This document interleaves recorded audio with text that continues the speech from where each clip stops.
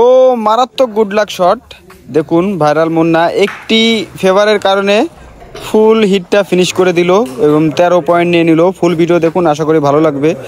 ভিডিওটি ভালো লাগলে অবশ্যই একটি লাইক কমেন্ট শেয়ার করবেন। ধন্যবাদ সবাইকে।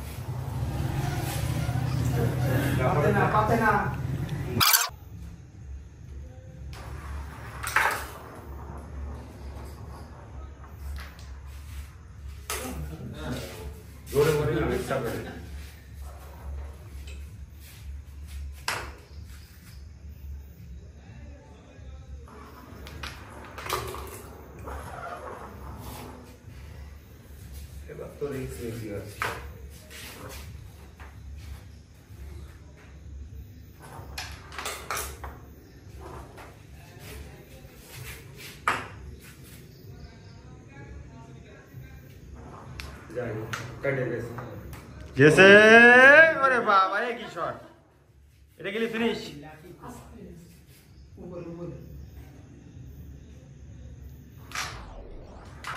ও হিট ফিনিশ, দারুণ।